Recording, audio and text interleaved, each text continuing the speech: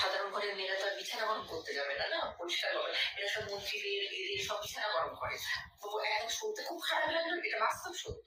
এরা প্রত্যেকে করে। এরা ঋতুপর্ণাকে রিসেন্টলি না এর সামনে গেল, বিশেষ করে রাজ্যপালের কাছে গিয়ে রাজ্যপালের সামনে কিভাবে দাঁড়াতে হয় সে জানে না। সে রাজ্যপালের সামনে গিয়ে কাপড়টাকে সরিয়ে দিল, সে এখানে সত্যি কথাটা বলেছে না। আচ্ছা, আবার নিয়ে চলে এলাম ভাইরাল সুচিত্রার দিকে। তো ইনি আগের দিন যে ভিডিওটা তোমাদের দেখেছিলাম সেখানে রচনা ব্যানার্জিকে নিয়ে অনেকগুলো কথা বলেছিলেন। আজকে তিনি আবার সেই ঋতুপর্ণা ব্যানার্জিকে নিয়েও কিছু কথা বলেছেন। তো চলো সেই ভিডিওটা তোমাদেরকে দেখাবো তিনি কি বললেন ঋতুপর্ণা সম্পর্কে, সেটা তো তোমরা অবশ্যই শুনলে। তো ইনি এছাড়াও আরো অনেক কিছু কথা বলেছেন, সেগুলো তোমরা শুনো, তারপর চলো ভিডিওটা সম্বন্ধে আলোচনা করবো। ছেলেটা তো কথাটা তো ঠিকঠাক বলেছে, মানে ও তো জানে যেটা অন্যায় সেটা তো প্রতিবাদ করেছে না, তার জন্য বলতে গেলে যে বলতে যাবে তার নামে বদনাম। ছেলেটা মেট্রো তো প্রপার কথাটা সত্যি কথাটা বলেছে না, সত্যি কথা শুনতে কারো ভালো লাগে না। ব্যাপারটা হচ্ছে মেয়ে গল্প হচ্ছে তুমি যাকে সত্যি কথা বলবে তখন তোমার শুনতে ভালো লাগে। সত্যিটা অত্যন্ত তিক্ত, যেটা হচ্ছে অত্যন্ত তিক্ত, যার জন্য মানুষ সত্যিটা শুনতে ভালো লাগে না। সেটা আমাদের মুখ্যমন্ত্রী আমি বলি সেটা শুধু নিজের দেখেছে। হাইকোর্ট আজকে কি করে দিয়েছে, ওই টাকা পয়সা যেগুলো অনুদান দিচ্ছিল, আমি তো বলেছিলাম প্রথমে, তাহলে হাইকোর্টের তাকে কেন বন্ধ করলো? তাহলে হাইকোর্ট নিশ্চয়ই যারা লেখাপড়া জানা, আমি বলেছি লেখাপড়া জানা মানুষ কেউ ওকে সাপোর্ট করবে না। উনি কি চেয়েছিলেন? উনি চেয়েছিলেন বড় বড় করে স্টেজ হবে, ওনার ছবি লাগানো হবে, উনি স্টেজে উঠে গিয়ে বসবেন, 10টা পাবলিক ওনাকে দেখবে। বুঝতে পারছো তো? ওনার টেন্ডেন্সিটা অন্য ছিল। উনি চেয়েছিলেন যে আমাকে নিয়ে সব লোক মানে হই হই করবে, মানে কিন্তু অ্যাকচুয়ালি তো যাদের পেটে একটু লেখাপড়া জানবে তারা কেউই মুখ্যমন্ত্রীকে সাপোর্ট করবে না। একদম রাজ্যটার 12টা 13টা বাজিয়ে দিয়েছে, পুরো 12টা 13টা বাজিয়ে গেছে আমাদের রাজ্যে। আর আর রচনা ব্যানার্জি যাবে কি করে?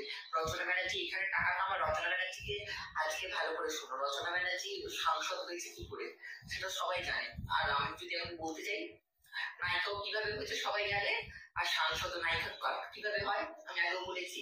যখন বিছানা করে প্রডিউসার বিছানা করে, প্রডিউসারের বিছানা গরম করে, তাই প্রডিউসার তোমার পেছনে খরচা করবে কেন? এটা তো স্বাভাবিক কথা। একটা প্রডিউসার তোমার পেছনে ইনভেস্ট করবে কেন? সে বলবে যে তোমার থেকে তো সুন্দরী, আমার থেকে 100টা সুন্দরী মেয়ে রয়েছে। এটা তো বাস্তব কথা না, কারণ তারা খরচা করবে কেন?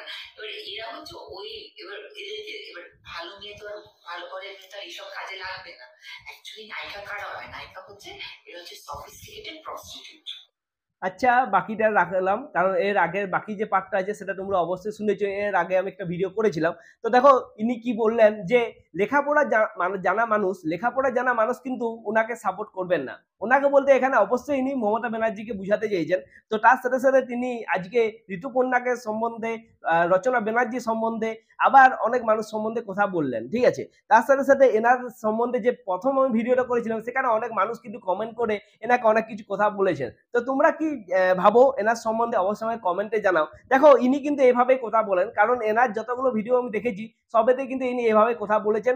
আর এই মুখ্যমন্ত্রীকে ইনি কিন্তু পুরো ধুয়ে দেন। সেটা তুমি এনার যে কথাগুলো আছে সেগুলো শুনলেই তোমরা সবাই বুঝতে পারবে। তো দেখো আজকের এই ভিডিওটা খুব বেশি বড় হচ্ছে না, কারণ যে পয়েন্টটা মেন ছিল এই ঋতুপর্ণা সম্পর্কে ইনি যে কথাগুলো বলেছেন সেটা তোমাদের কাছে তুলে ধরা। তো যে কথাগুলো বললেন সেটাকে তিনি ভুল বললেন, কারণ তোমাদেরকে আমি কিন্তু একটা ভিডিও দেখালাম, ঠিক আছে। কারণ এই কথাগুলো বলার সাথে সাথে ঋতুপর্ণার সাথে রাজ্যপালের যে একটা ভিডিও ছিল সেই ভিডিওটা তোমাদেরকে আমি দেখালাম। তো এরপর তোমরা বলো যে কেমন লাগলো আমার এই ভিডিওটা, আর এনার কথাগুলো তোমাদের কেমন লাগলো। এই চ্যানেলটিকে সাবস্ক্রাইব করো, শেয়ার করো ভিডিওটিকে, আর এই লাইক করো ভিডিওটিকে যদি ভিডিওটি ভালো লাগে তাহলেই, ঠিক আছে।